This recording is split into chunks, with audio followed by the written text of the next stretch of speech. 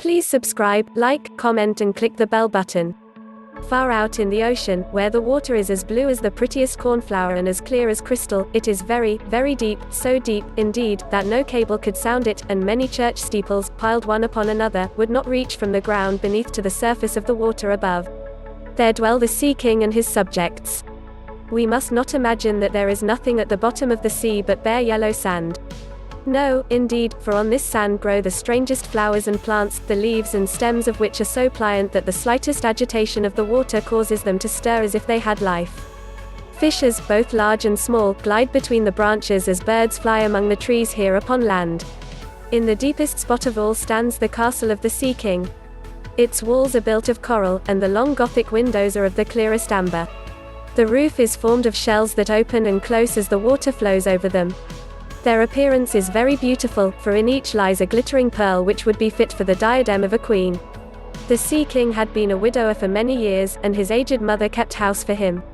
She was a very sensible woman, but exceedingly proud of her high birth, and on that account wore 12 oysters on her tail, while others of high rank were only allowed to wear 6. She was, however, deserving of very great praise, especially for her care of the little sea princesses, her 6 granddaughters. They were beautiful children, but the youngest was the prettiest of them all. Her skin was as clear and delicate as a rose leaf, and her eyes as blue as the deepest sea, but, like all the others, she had no feet and her body ended in a fish's tail. All day long they played in the great halls of the castle or among the living flowers that grew out of the walls. The large amber windows were open, and the fish swam in, just as the swallows fly into our houses when we open the windows, only the fishes swam up to the princesses, ate out of their hands, and allowed themselves to be stroked.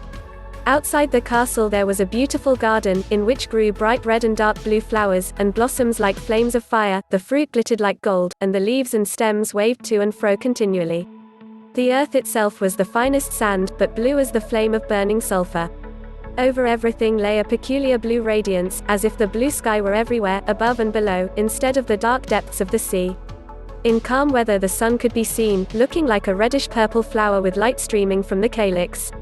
Each of the young princesses had a little plot of ground in the garden, where she might dig and plant as she pleased. One arranged her flower bed in the form of a whale, another preferred to make hers like the figure of a little mermaid, while the youngest child made hers round, like the sun, and in it grew flowers as red as his rays at sunset. She was a strange child, quiet and thoughtful. While her sisters showed delight at the wonderful things which they obtained from the wrecks of vessels, she cared only for her pretty flowers, red like the sun, and a beautiful marble statue. It was the representation of a handsome boy, carved out of pure white stone, which had fallen to the bottom of the sea from a wreck. She planted by the statue a rose-colored weeping willow. It grew rapidly and soon hung its fresh branches over the statue, almost down to the blue sands. The shadows had the color of violet and waved to and fro like the branches, so that it seemed as if the crown of the tree and the root were at play, trying to kiss each other. Nothing gave her so much pleasure as to hear about the world above the sea. She made her old grandmother tell her all she knew of the ships and of the towns, the people and the animals. To her it seemed most wonderful and beautiful to hear that the flowers of the land had fragrance, while those below the sea had none, that the trees of the forest were green, and that the fishes among the trees could sing so sweetly that it was a pleasure to listen to them. Her grandmother called the birds fishes, or the little mermaid would not have understood what was meant, for she had never seen birds. "When you have reached your 15th year," said the grandmother, "you will have permission to rise up out of the sea and sit on the rocks in the moonlight, while the great ships go sailing by. Then you will see both forests and towns." In the following year, one of the sisters would be 15, but as each was a year younger than the other, the youngest would have to wait 5 years before her turn came to rise up from the bottom of the ocean to see the earth as we do. However, each promised to tell the others what she saw on her first visit and what she thought was most beautiful. Their grandmother could not tell them enough, there were so many things about which they wanted to know. None of them longed so much for her turn to come as the youngest, she who had the longest time to wait and who was so quiet and thoughtful. Many nights she stood by the open window, looking up through the dark blue water and watching the fish as they splashed about with their fins and tails. She could see the moon and stars shining faintly, but through the water they looked larger than they do to our eyes. When something like a black cloud passed between her and them, she knew that it was either a whale swimming over her head, or a ship full of human beings who never imagined that a pretty little mermaid was standing beneath them, holding out her white hands towards the keel of their ship. At length the eldest was 15 and was allowed to rise to the surface of the ocean. When she returned she had hundreds of things to talk about. But the finest thing, she said, was to lie on a sandbank in the quiet moonlit sea, near the shore, gazing at the lights of the nearby town, that twinkled like hundreds of stars, and listening to the sounds of music, the noise of carriages, the voices of human beings, and the merry pealing of the bells in the church steeples. Because she could not go near all these wonderful things, she longed for them all the more. Oh, how eagerly did the youngest sister listen to all these descriptions. And afterwards, when she stood at the open window looking up through the dark blue water, she thought of the great city, with all its bustle and noise, and even fancied she could hear the sound of the church bells down in the depths of the sea. In another year the second sister received permission to rise to the surface of the water and to swim about where she pleased. She rose just as the sun was setting, and this, she said, was the most beautiful sight of all. The whole sky looked like gold, and violet and rose-colored clouds, which she could not describe, drifted across it. And more swiftly than the clouds, flew a large flock of wild swans toward the setting sun, like a long white veil across the sea. She also swam towards the sun, but it sank into the waves, and the rosy tints faded from the clouds and from the sea. The third sister's turn followed, and she was the boldest of them all, for she swam up a broad river that emptied into the sea. On the banks she saw green hills covered with beautiful vines, and palaces and castles peeping out from amid the proud trees of the forest. She heard birds singing and felt the rays of the sun so strongly that she was obliged often to dive under the water to cool her burning face. In a narrow creek she found a large group of little human children, almost naked, sporting about in the water. She wanted to play with them, but they fled in a great fright, and then a little black animal, it was a dog, but she did not know it, for she had never seen one before, came to the water and barked at her so furiously that she became frightened and rushed back to the open sea. But she said she should never forget the beautiful forest, the green hills, and the pretty children who could swim in the water although they had no tails. The fourth sister was more timid. She remained in the midst of the sea, but said it was quite as beautiful there as nearer the land. She could see many miles around her, and the sky above looked like a bell of glass. She had seen the ships, but at such a great distance that they looked like seagulls. The dolphins sported in the waves, and the great whales spouted water from their nostrils till it seemed as if 100 fountains were playing in every direction. The fifth sister's birthday occurred in the winter, so when her turn came she saw what the others had not seen the first time they went up. The sea looked quite green, and large icebergs were floating about, each like a pearl, she said, but larger and loftier than the churches built by men. They were of the most singular shapes and glittered like diamonds. She had seated herself on one of the largest and let the wind play with her long hair. She noticed that all the ships sailed past very rapidly, steering as far away as they could, as if they were afraid of the iceberg. Towards evening, as the sun went down, dark clouds covered the sky, the thunder rolled, and the flashes of lightning glowed red on the icebergs as they were tossed about by the heaving sea. On all the ships the sails were reefed with fear and trembling, while she sat on the floating iceberg, calmly watching the lightning as it darted its forked flashes into the sea. Each of the sisters, when first she had permission to rise to the surface, was delighted with the new and beautiful sights. Now that they were grown-up girls and could go when they pleased, they had become quite indifferent about it. They soon wished themselves back again, and after a month had passed they said it was much more beautiful down below and pleasanter to be at home. Yet often, in the evening hours, the 5 sisters would twine their arms about each other and rise to the surface together. Their voices were more charming than that of any human being, and before the approach of a storm, when they feared that a ship might be lost, they swam before the vessel, singing enchanting songs of the delights to be found in the depths of the sea and begging the voyagers not to fear if they sank to the bottom. But the sailors could not understand the song and thought it was the sighing of the storm. These things were never beautiful to them, for if the ship sank, the men were drowned and their dead bodies alone reached the palace of the Sea King.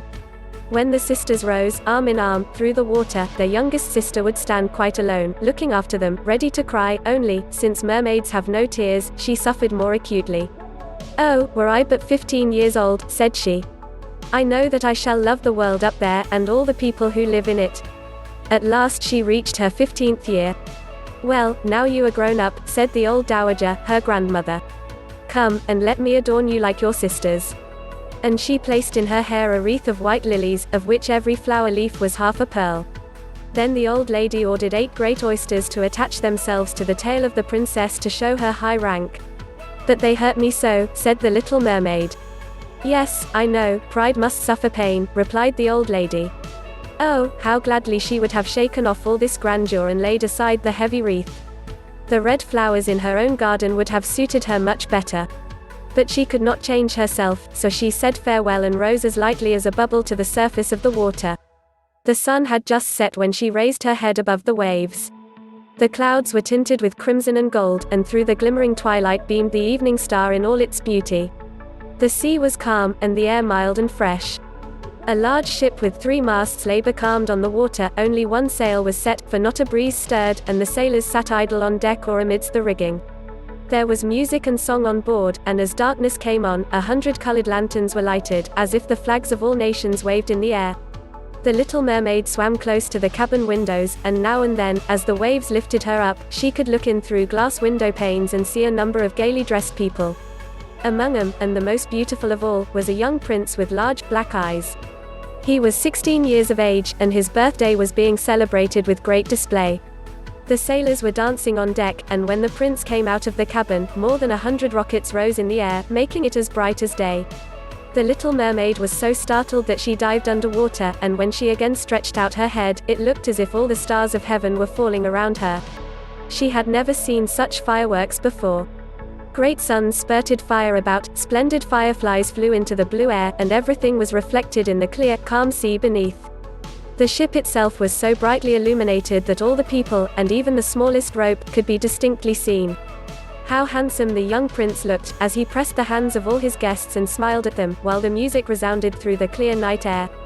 It was very late, yet the little mermaid could not take her eyes from the ship or from the beautiful prince. The colored lanterns had been extinguished, no more rockets rose in the air, and the cannon had ceased firing, but the sea became restless, and a moaning, grumbling sound could be heard beneath the waves. Still the little mermaid remained by the cabin window, rocking up and down on the water, so that she could look within. After a while the sails were quickly set, and the ship went on her way. But soon the waves rose higher, heavy clouds darkened the sky, and lightning appeared in the distance. A dreadful storm was approaching. Once more the sails were furled, and the great ship pursued her flying course over the raging sea. The waves rose mountain high, as if they would overtop the mast, but the ship dived like a swan between them, then rose again on their lofty, foaming crests. To the little mermaid this was pleasant sport, but not so to the sailors. At length the ship groaned and creaked, the thick planks gave way under the lashing of the sea, as the waves broke over the deck, the mainmast snapped asunder like a reed, and as the ship lay over on her side, the water rushed in. The little mermaid now perceived that the crew were in danger, even she was obliged to be careful, to avoid the beams and planks of the wreck which lay scattered on the water.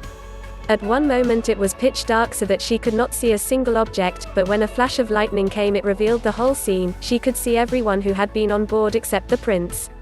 When the ship parted, she had seen him sink into the deep waves, and she was glad, for she thought he would now be with her.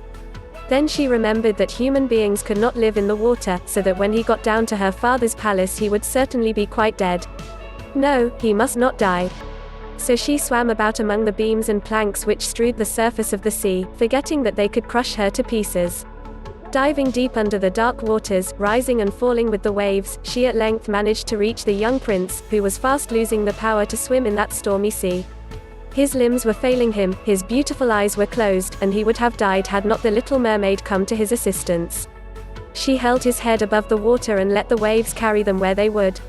In the morning the storm had ceased, but of the ship not a single fragment could be seen. The sun came up red and shining out of the water, and its beams brought back the hue of health to the prince's cheeks, but his eyes remained closed. The mermaid kissed his high, smooth forehead and stroked back his wet hair. He seemed to her like the marble statue in her little garden, so she kissed him again and wished that he might live.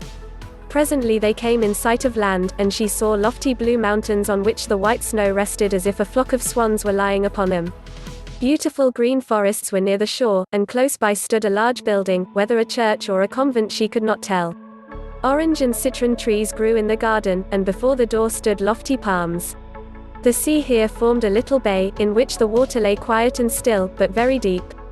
She swam with the handsome prince to the beach, which was covered with fine white sand, and there she laid him in the warm sunshine, taking care to raise his head higher than his body. Then bells sounded in the large white building, and some young girls came into the garden. The little mermaid swam out farther from the shore and hid herself among some high rocks that rose out of the water. Covering her head and neck with the foam of the sea, she watched there to see what would become of the poor prince. It was not long before she saw a young girl approach the spot where the prince lay. She seemed frightened at first, but only for a moment. Then she brought a number of people, and the mermaid saw that the prince came to life again and smiled upon those who stood about him. But to her he sent no smile, he knew not that she had saved him. This made her very sorrowful, and when he was led away into the great building, she dived down into the water and returned to her father's castle. She had always been silent and thoughtful, and now she was more so than ever. Her sisters asked her what she had seen during her first visit to the surface of the water, but she could tell them nothing. Many an evening and morning did she rise to the place where she had left the prince. She saw the fruits in the garden ripen and watched them gathered, she watched the snow on the mountain tops melt away, but never did she see the prince, and therefore she always returned home more sorrowful than before. It was her only comfort to sit in her own little garden and fling her arm around the beautiful marble statue, which was like the prince. She gave up tending her flowers, and they grew in wild confusion over the paths, twining their long leaves and stems round the branches of the trees so that the whole place became dark and gloomy. At length she could bear it no longer and told one of her sisters all about it. Then the others heard the secret, and very soon it became known to several mermaids, one of whom had an intimate friend who happened to know about the prince. She had also seen the festival on board ship, and she told them where the prince came from and where his palace stood. "Come, little sister," said the other princesses.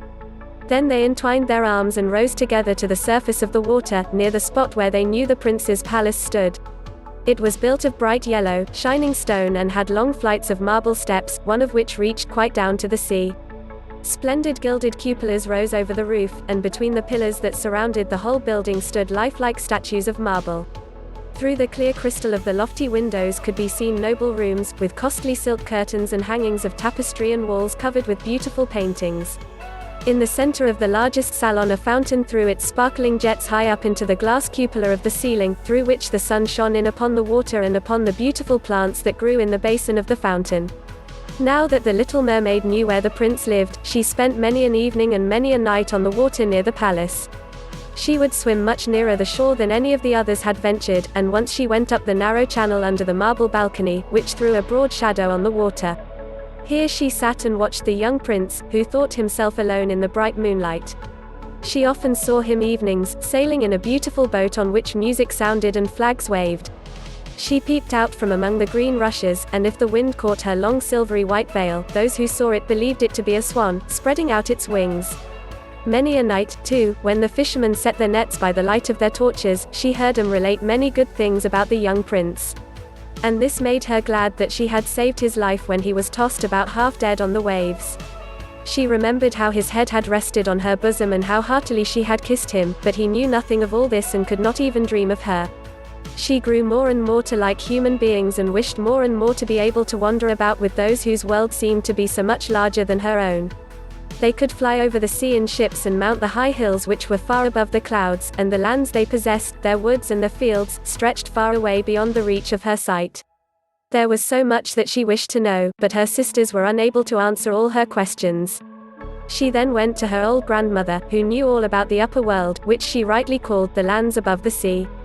"If human beings are not drowned," asked the little mermaid, "can they live forever? Do they never die, as we do here in the sea?" "Yes," replied the old lady, "they must also die, and their term of life is even shorter than ours. We sometimes live for 300 years, but when we cease to exist here, we become only foam on the surface of the water and have not even a grave among those we love. We have not immortal souls, we shall never live again, like the green seaweed when once it has been cut off, we can never flourish more. Human beings, on the contrary, have souls which live forever, even after the body has been turned to dust. They rise up through the clear, pure air, beyond the glittering stars. As we rise out of the water and behold all the land of the earth, so do they rise to unknown and glorious regions which we shall never see. Why have not we immortal souls?" asked the little mermaid, mournfully. "I would gladly give all the hundreds of years that I have to live, to be a human being only for one day and to have the hope of knowing the happiness of that glorious world above the stars." "You must not think that," said the old woman. "We believe that we are much happier and much better off than human beings. So I shall die," said the little mermaid, "and as the foam of the sea I shall be driven about, never again to hear the music of the waves or to see the pretty flowers or the red sun. Is there anything I can do to win an immortal soul?" No, said the old woman, unless a man should love you so much that you were more to him than his father or his mother, and if all his thoughts and all his love were fixed upon you, and the priest placed his right hand in yours, and he promised to be true to you here and hereafter, then his soul would glide into your body, and you would obtain a share in the future happiness of mankind. He would give to you a soul and retain his own as well, but this can never happen. Your fish's tail, which among us is considered so beautiful, on earth is thought to be quite ugly. They do not know any better, and they think it necessary, in order to be handsome, to have two stout props, which they call legs. Then the little mermaid sighed and looked sorrowfully at her fish's tail. Let us be happy, said the old lady, and dart and spring about during the 300 years that we have to live, which is really quite long enough. After that we can rest ourselves all the better. This evening we are going to have a court ball. It was one of those splendid sights which we can never see on earth. The walls and the ceiling of the large ballroom were of thick but transparent crystal. Many hundreds of colossal shells, some of a deep red, others of a grass green, with blue fire in them, stood in rows on each side. These lighted up the whole salon, and shone through the walls so that the sea was also illuminated. Innumerable fishes, great and small, swam past the crystal walls, on some of them the scales glowed with a purple brilliance, and on others shone like silver and gold. Through the halls flowed a broad stream, and in it danced the mermen and the mermaids to the music of their own sweet singing. No one on earth has such lovely voices as they, but the little mermaid sang more sweetly than all. The whole court applauded her with hands and tails, and for a moment her heart felt quite gay, for she knew she had the sweetest voice either on earth or in the sea. But soon she thought again of the world above her, she could not forget the charming prince, nor her sorrow that she had not an immortal soul like his. She crept away silently out of her father's palace, and while everything within was gladness and song, she sat in her own little garden, sorrowful and alone. Then she heard the bugle sounding through the water and thought, he is certainly sailing above, he in whom my wishes center and in whose hands I should like to place the happiness of my life. I will venture all for him and to win an immortal soul. While my sisters are dancing in my father's palace I will go to the sea witch, of whom I have always been so much afraid, she can give me counsel and help. Then the little mermaid went out from her garden and took the road to the foaming whirlpools, behind which the sorceress lived. She had never been that way before. Neither flowers nor grass grew there, nothing but bare, grey, sandy ground stretched out to the whirlpool, where the water, like foaming mill wheels, seized everything that came within its reach and cast it into the fathomless deep. Through the midst of these crushing whirlpools the little mermaid was obliged to pass before she could reach the dominions of the sea witch. Then, for a long distance, the road lay across a stretch of warm, bubbling mire, called by the witch her turf moor. Beyond this was the witch's house, which stood in the center of a strange forest, where all the trees and flowers were polypi, half animals and half plants. They looked like serpents with 100 heads, growing out of the ground. The branches were long, slimy arms, with fingers like flexible worms, moving limb after limb from the root to the top. All that could be reached in the sea they seized upon and held fast, so that it never escaped from their clutches. The little mermaid was so alarmed at what she saw that she stood still and her heart beat with fear. She came very near turning back, but she thought of the prince and of the human soul for which she longed, and her courage returned. She fastened her long, flowing hair round her head, so that the polypi should not lay hold of it. She crossed her hands on her bosom, and then darted forward as a fish shoots through the water, between the supple arms and fingers of the ugly polypi, which were stretched out on each side of her. She saw that they all held in their grasp something they had seized with their numerous little arms, which were as strong as iron bands. Tightly grasped in their clinging arms were white skeletons of human beings who had perished at sea and had sunk down into the deep waters, skeletons of land animals, and oars, rudders, and chests, of ships. There was even a little mermaid whom they had caught and strangled, and this seemed the most shocking of all to the little princess. She now came to a space of marshy ground in the wood, where large, fat water snakes were rolling in the mire and showing their ugly, drab-colored bodies. In the midst of this spot stood a house, built of the bones of shipwrecked human beings. There sat the sea witch, allowing a toad to eat from her mouth just as people sometimes feed a canary with pieces of sugar. She called the ugly water snakes her little chickens and allowed them to crawl all over her bosom. I know what you want, said the sea witch. It is very stupid of you, but you shall have your way, though it will bring you to sorrow, my pretty princess. You want to get rid of your fish's tail and to have two supports instead, like human beings on earth, so that the young prince may fall in love with you and so that you may have an immortal soul. And then the witch laughed so loud and so disgustingly that the toad and the snakes fell to the ground and lay there wriggling. You are but just in time, said the witch, for after sunrise tomorrow I should not be able to help you till the end of another year. I will prepare a draught for you, with which you must swim to land tomorrow before sunrise, seat yourself there and drink it. Your tail will then disappear, and shrink up into what men call legs. You will feel great pain, as if a sword were passing through you. But all who see you will say that you are the prettiest little human being they ever saw. You will still have the same floating gracefulness of movement, and no dancer will ever tread so lightly. Every step you take, however, will be as if you were treading upon sharp knives and as if the blood must flow. If you will bear all this, I will help you. Yes, I will, said the little princess in a trembling voice, as she thought of the prince and the immortal soul. But think again, said the witch, for when once your shape has become like a human being, you can no more be a mermaid. You will never return through the water to your sisters or to your father's palace again. And if you do not win the love of the prince, so that he is willing to forget his father and mother for your sake and to love you with his whole soul and allow the priest to join your hands that you may be man and wife, then you will never have an immortal soul. The first morning after he marries another, your heart will break and you will become foam on the crest of the waves. I will do it, said the little mermaid, and she became pale as death. But I must be paid, also, said the witch, and it is not a trifle that I ask. You have the sweetest voice of any who dwell here in the depths of the sea, and you believe that you will be able to charm the prince with it.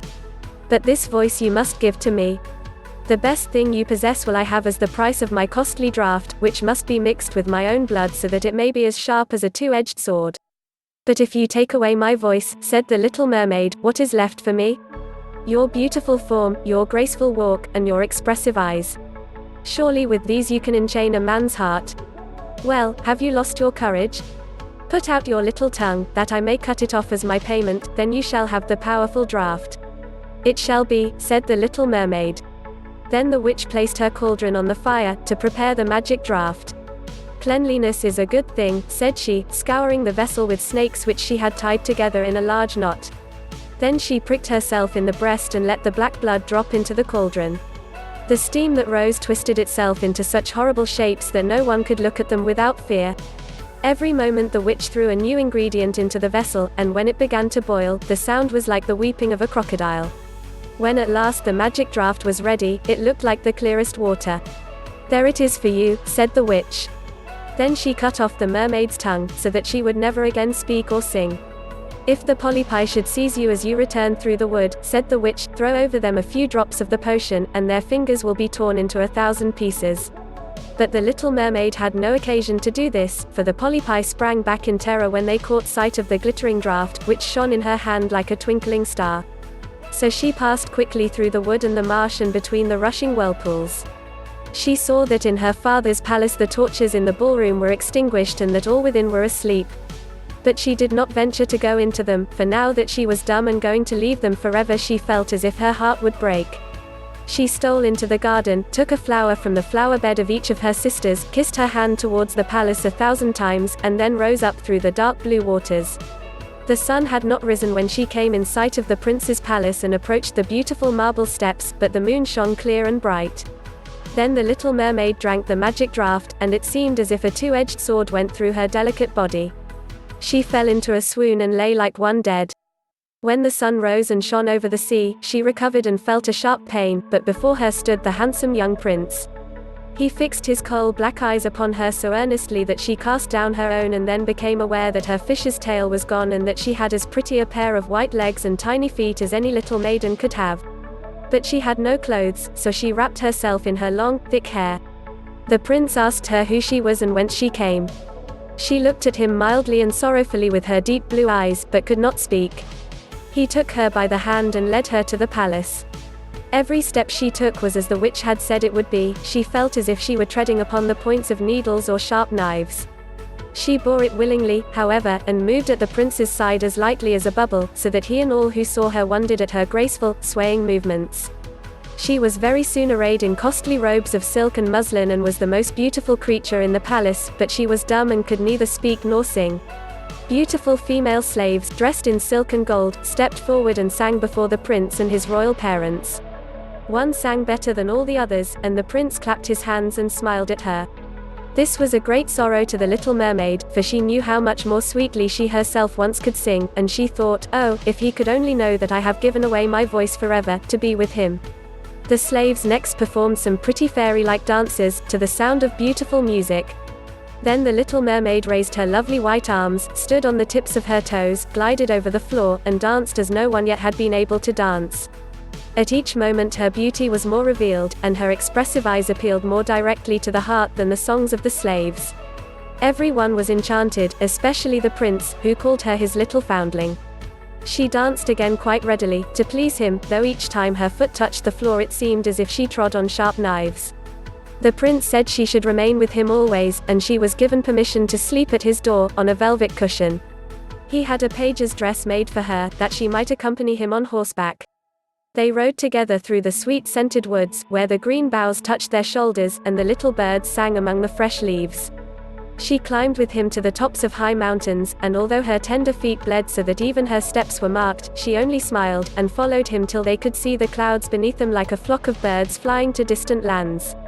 While at the prince's palace, and when all the household were asleep, she would go and sit on the broad marble steps, for it eased her burning feet to bathe them in the cold sea water. It was then that she thought of all those below in the deep. Once during the night her sisters came up arm in arm, singing sorrowfully as they floated on the water.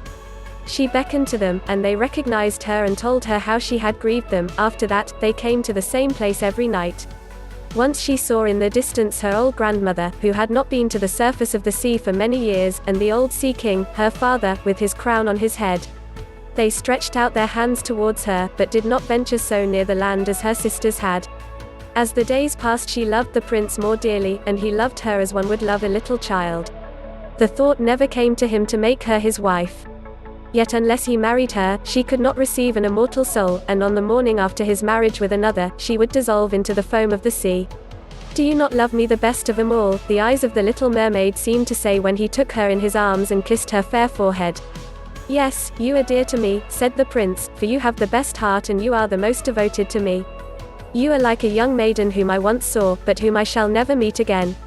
I was in a ship that was wrecked, and the waves cast me ashore near a holy temple where several young maidens performed the service. The youngest of them found me on the shore and saved my life. I saw her but twice, and she is the only one in the world whom I could love. But you are like her, and you have almost driven her image from my mind. She belongs to the holy temple, and good fortune has sent you to me in her stead. We will never part. Ah, he knows not that it was I who saved his life, thought the little mermaid. I carried him over the sea to the wood where the temple stands. I sat beneath the foam and watched till the human beings came to help him. I saw the pretty maiden that he loves better than he loves me. The mermaid sighed deeply, but she could not weep. He says the maiden belongs to the holy temple, therefore she will never return to the world, they will meet no more. I am by his side and see him every day. I will take care of him, and love him, and give up my life for his sake. Very soon it was said that the prince was to marry and that the beautiful daughter of a neighboring king would be his wife, for a fine ship was being fitted out. Although the prince gave out that he intended merely to pay a visit to the king, it was generally supposed that he went to court the princess. A great company were to go with him. The little mermaid smiled and shook her head. She knew the prince's thoughts better than any of the others. I must travel, he had said to her, I must see this beautiful princess. My parents desire it, but they will not oblige me to bring her home as my bride. I cannot love her, because she is not like the beautiful maiden in the temple, whom you resemble. If I were forced to choose a bride, I would choose you, my dumb foundling, with those expressive eyes. Then he kissed her rosy mouth, played with her long, waving hair, and laid his head on her heart, while she dreamed of human happiness and an immortal soul. You are not afraid of the sea, my dumb child, are you? He said, as they stood on the deck of the noble ship which was to carry them to the country of the neighboring king. Then he told her of storm and of calm, of strange fishes in the deep beneath them, and of what the divers had seen there. She smiled at his descriptions, for she knew better than anyone what wonders were at the bottom of the sea. In the moonlight night, when all on board were asleep except the man at the helm, she sat on deck, gazing down through the clear water. She thought she could distinguish her father's castle, and upon it her aged grandmother, with the silver crown on her head, looking through the rushing tide at the keel of the vessel. Then her sisters came up on the waves and gazed at her mournfully, wringing their white hands. She beckoned to them, and smiled, and wanted to tell them how happy and well off she was. But the cabin boy approached, and when her sisters dived down, he thought what he saw was only the foam of the sea. The next morning the ship sailed into the harbor of a beautiful town belonging to the king whom the prince was going to visit. The church bells were ringing, and from the high towers sounded a flourish of trumpets. Soldiers, with flying colors and glittering bayonets, lined the roads through which they passed. Every day was a festival, balls and entertainments following one another. But the princess had not yet appeared. People said that she had been brought up and educated in a religious house, where she was learning every royal virtue. At last she came. Then the little mermaid, who was anxious to see whether she was really beautiful, was obliged to admit that she had never seen a more perfect vision of beauty. Her skin was delicately fair, and beneath her long, dark eyelashes her laughing blue eyes shone with truth and purity. "It was you," said the prince, "who saved my life when I lay as if dead on the beach," and he folded his blushing bride in his arms. "Oh, I am too happy," said he to the little mermaid, "my fondest hopes are now fulfilled. You will rejoice at my happiness, for your devotion to me is great and sincere." The little mermaid kissed his hand and felt as if her heart were already broken. His wedding morning would bring death to her, and she would change into the foam of the sea. All the church bells rang, and the heralds rode through the town proclaiming the betrothal. Perfumed oil was burned in costly silver lamps on every altar. The priests waved the censers, while the bride and the bridegroom joined their hands and received the blessing of the bishop. The little mermaid, dressed in silk and gold, held up the bride's train, but her ears heard nothing of the festive music, and her eyes saw not the holy ceremony. She thought of the night of death which was coming to her, and of all she had lost in the world. On the same evening the bride and bridegroom went on board the ship. Cannons were roaring, flags waving, and in the center of the ship a costly tent of purple and gold had been erected. It contained elegant sleeping couches for the bridal pair during the night. The ship, under a favorable wind, with swelling sails, glided away smoothly and lightly over the calm sea. When it grew dark, a number of colored lamps were lighted and the sailors danced merrily on the deck. The little mermaid could not help thinking of her first rising out of the sea, when she had seen similar joyful festivities, so she too joined in the dance, poised herself in the air as a swallow when he pursues his prey, and all present cheered her wonderingly. She had never danced so gracefully before. Her tender feet felt as if cut with sharp knives, but she cared not for the pain, a sharper pang had pierced her heart. She knew this was the last evening she should ever see the prince for whom she had forsaken her kindred and her home. She had given up her beautiful voice and suffered unheard of pain daily for him, while he knew nothing of it.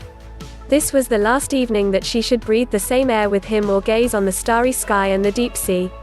An eternal night, without a thought or a dream, awaited her. She had no soul, and now could never win one. All was joy and gaiety on the ship until long after midnight. She smiled and danced with the rest, while the thought of death was in her heart. The prince kissed his beautiful bride and she played with his raven hair till they went arm in arm to rest in the sumptuous tent. Then all became still on board the ship, and only the pilot, who stood at the helm, was awake. The little mermaid leaned her white arms on the edge of the vessel and looked towards the east for the first blush of morning, for that first ray of the dawn which was to be her death. She saw her sisters rising out of the flood. They were as pale as she, but their beautiful hair no longer waved in the wind, it had been cut off. "We have given our hair to the witch," said they, "to obtain help for you, that you may not die tonight. She has given us a knife, see, it is very sharp. Before the sun rises you must plunge it into the heart of the prince. When the warm blood falls upon your feet they will grow together again into a fish's tail, and you will once more be a mermaid and can return to us to live out your 300 years before you are changed into the salt sea foam. Haste, then, either he or you must die before sunrise. Our old grandmother mourns so for you that her white hair is falling, as ours fell under the witch's scissors. Kill the prince, and come back. Hasten. Do you not see the first red streaks in the sky? In a few minutes the sun will rise, and you must die." Then they sighed deeply and mournfully, and sank beneath the waves. The little mermaid drew back the crimson curtain of the tent and beheld the fair bride, whose head was resting on the prince's breast. She bent down and kissed his noble brow, then looked at the sky, on which the rosy dawn grew brighter and brighter. She glanced at the sharp knife and again fixed her eyes on the prince, who whispered the name of his bride in his dreams. She was in his thoughts, and the knife trembled in the hand of the little mermaid, but she flung it far from her into the waves. The water turned red where it fell, and the drops that spurted up looked like blood. She cast one more lingering, half-fainting glance at the prince, then threw herself from the ship into the sea and felt her body dissolving into foam. The sun rose above the waves, and his warm rays fell on the cold foam of the little mermaid, who did not feel as if she were dying. She saw the bright sun, and hundreds of transparent, beautiful creatures floating around her. She could see through them the white sails of the ships and the red clouds in the sky. Their speech was melodious, but could not be heard by mortal ears, just as their bodies could not be seen by mortal eyes. The little mermaid perceived that she had a body like theirs and that she continued to rise higher and higher out of the foam. "Where am I?" asked she, and her voice sounded ethereal, like the voices of those who were with her. No earthly music could imitate it. "Among the daughters of the air," answered one of them. "A mermaid has not an immortal soul, nor can she obtain one unless she wins the love of a human being. On the will of another hangs her eternal destiny. But the daughters of the air, although they do not possess an immortal soul, can, by their good deeds, procure one for themselves. We fly to warm countries and cool the sultry air that destroys mankind with the pestilence. We carry the perfume of the flowers to spread health and restoration. After we have striven for 300 years to do all the good in our power, we receive an immortal soul and take part in the happiness of mankind. You, poor little mermaid, have tried with your whole heart to do as we are doing. You have suffered and endured, and raised yourself to the spirit world by your good deeds, and now, by striving for 300 years in the same way, you may obtain an immortal soul."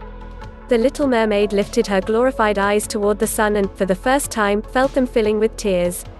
On the ship in which she had left the prince there were life and noise, and she saw him and his beautiful bride searching for her. Sorrowfully they gazed at the pearly foam, as if they knew she had thrown herself into the waves. Unseen she kissed the forehead of the bride and fanned the prince, and then mounted with the other children of the air to a rosy cloud that floated above. "After 300 years, thus shall we float into the kingdom of heaven," said she. "And we may even get there sooner," whispered one of her companions.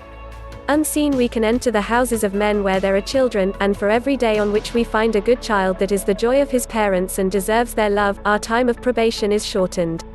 The child does not know, when we fly through the room, that we smile with joy at his good conduct, for we can count 1 year less of our 300 years. But when we see a naughty or a wicked child we shed tears of sorrow, and for every tear a day is added to our time of trial."